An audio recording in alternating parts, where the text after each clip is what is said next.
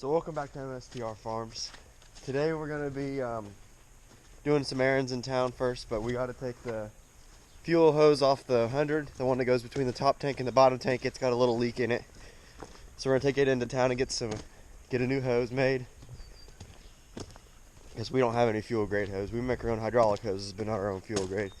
So I'm coming down here to the 98 to get some tools out of the toolbox. We currently got, I guess we have all three of the trucks here today. We got the 98 3500 with the grain trailer on it right now because we don't have a brake caliper on the 94 International, which is our heavy duty truck. And then we have my truck here, which is on the gooseneck because we had to get some parts. Like we had to get some culverts yesterday for making some we had to get some culverts yesterday for a driveway. So we had that put on because they were 20-foot sticks. Yeah.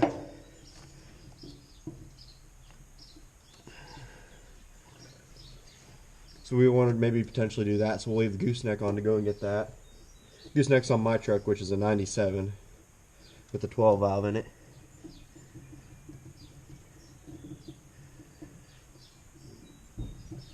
And then Dad's got his 6.7 here, 07. All three of them are dualies.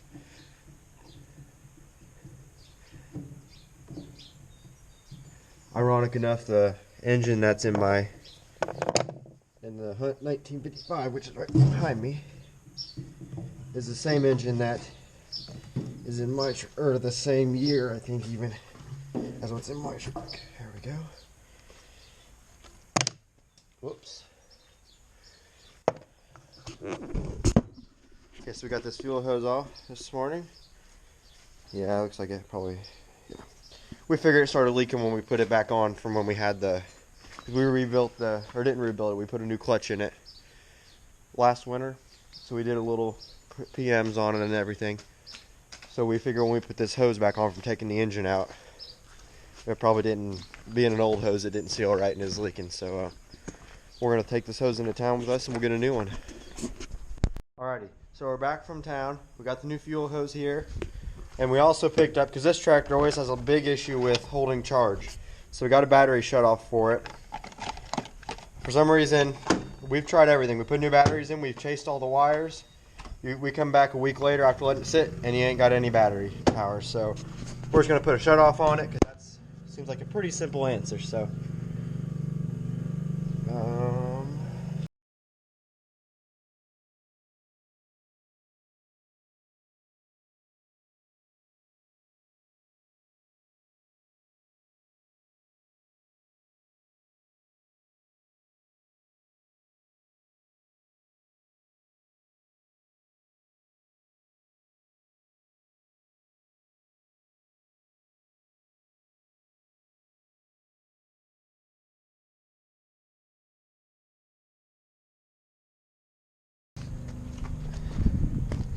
okay, so we got the brake caliper on. I'm gonna go down and get a battery charger. We'll throw that on the battery. We'll get them brakes going, get that truck moved, and stuff like that. And then we'll get that tractor started and get the battery cutoff switch on it and everything, and greased up, fueled up, put oil in it if it needs it, hydraulic oil, everything. Okay, so I got the battery charger here. We're gonna stick it right on the battery here on a white. The batteries are underneath the step.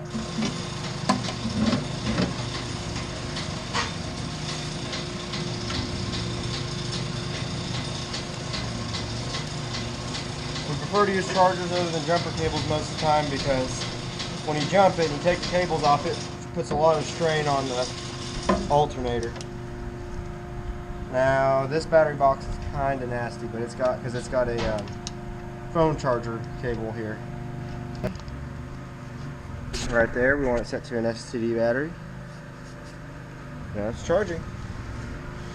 This isn't a jump start battery pack, but it's a got a little bit of spark, so that means it's good. Okay. So we're gonna let that charge for a little bit. We're gonna work on the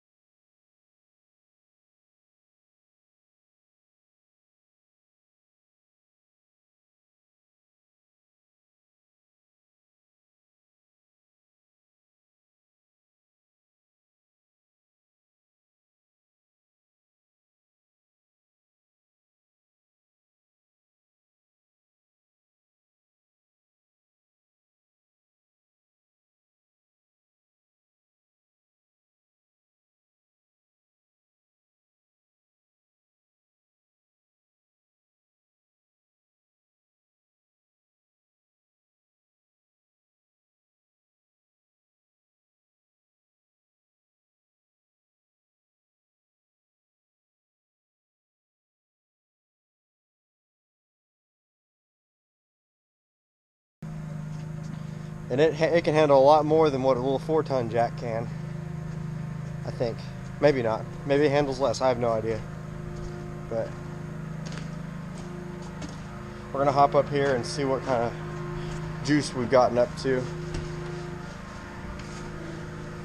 I'm just gonna stick you up there so I can sneak on the front step here.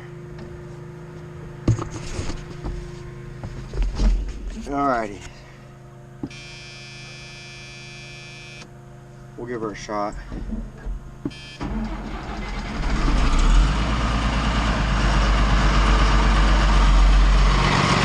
It's alive!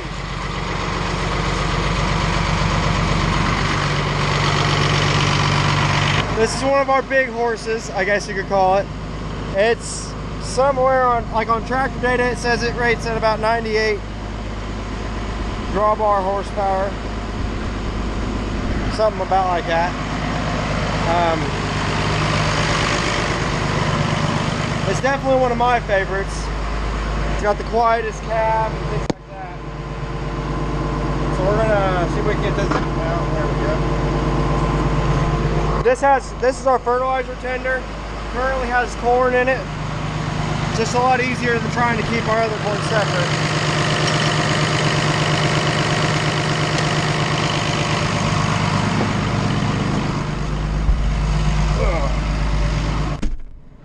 Alrighty, so we're in the cab. As you can tell, it's fairly quiet. First time this old girl's ran in a little while.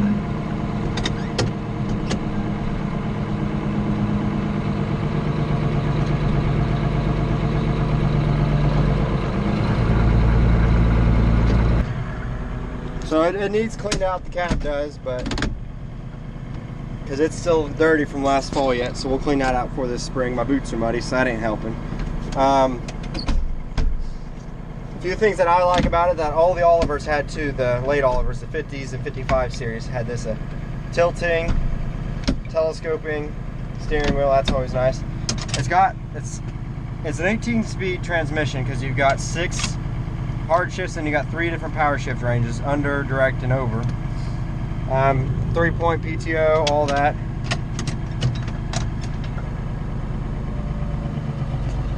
But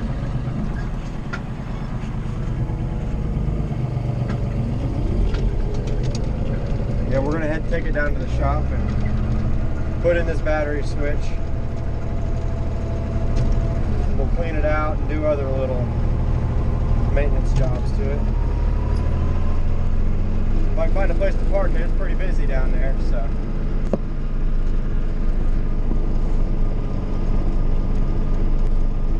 Good, Dad didn't park where I thought he was going to, so I got room.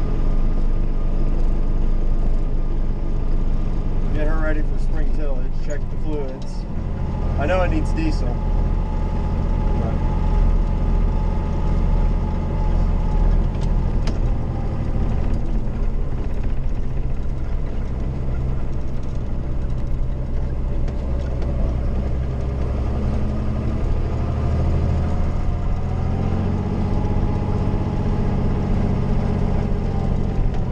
So now we're at the shop and we're gonna get these fluids changed and stuff like that, and then we'll be back.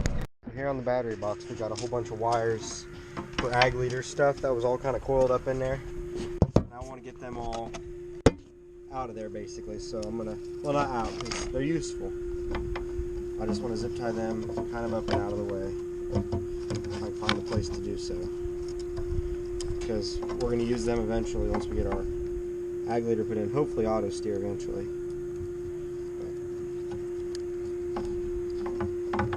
We're just gonna zip tie them all together, get them out of the way, and then that way we don't have to mess with them when we're putting in this. I think the shut-off switch we're gonna put right in there.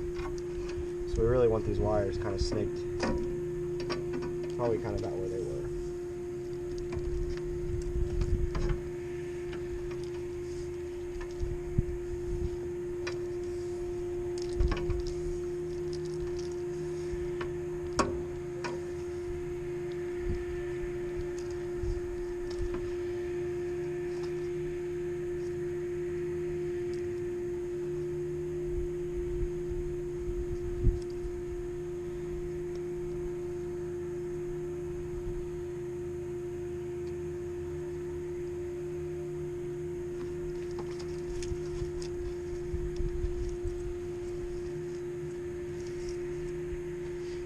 Now they're kind of hidden a little bit better. They're supposed to kind of run back in there because they go up underneath the tractor. This is supposed to go on the battery, so we will probably, while we're at it, so we got to take this cable off, and it bolts on here. And then we got to take, and then we'll bolt another cable from the other side of this to here, and I think we'll bolt this on as well with it, because that's the only other thing that gets grounded, other than everything else just grounded to the frame. So that could be what's draining our battery too, for all I know. So yeah, we'll go and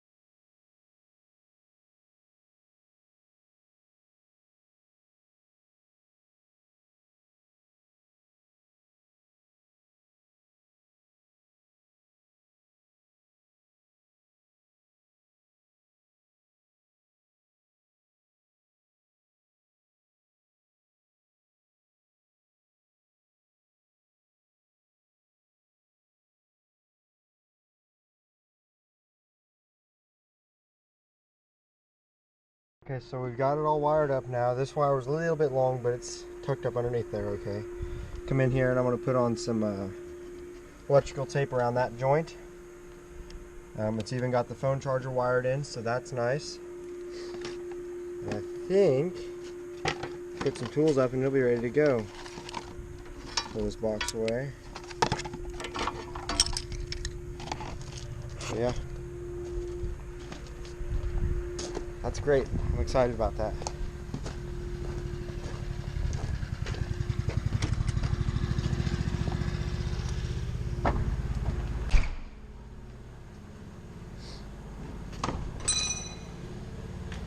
So yeah, we'll get these tools put away here in the shop and go from there.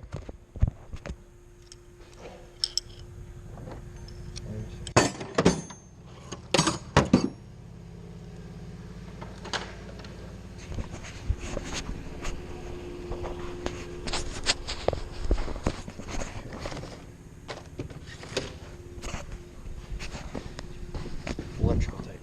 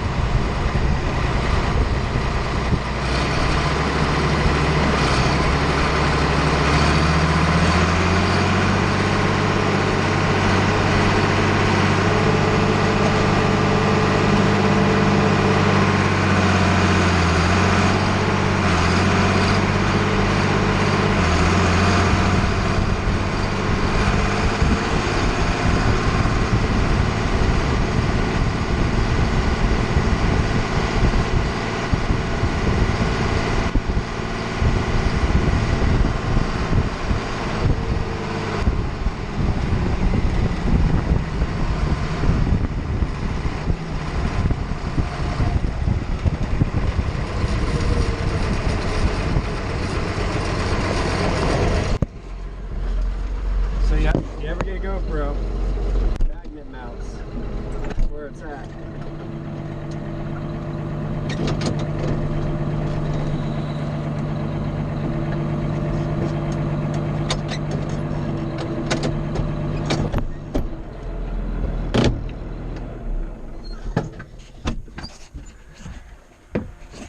So yeah.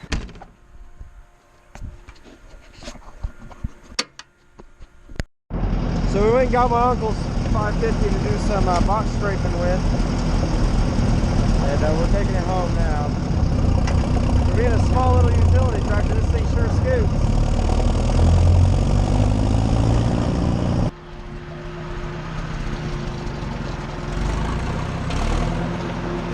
Whoa, sorry, hold on. I forgot I have to level his box out. Stop. Out of gear.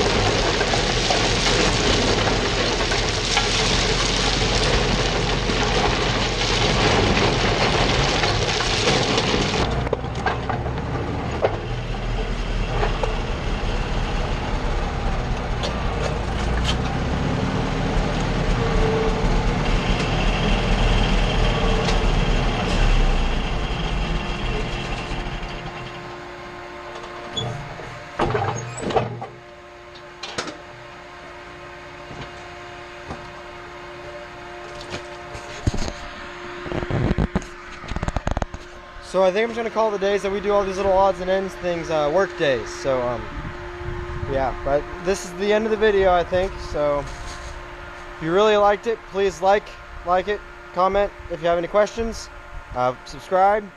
We'll see you on the next one.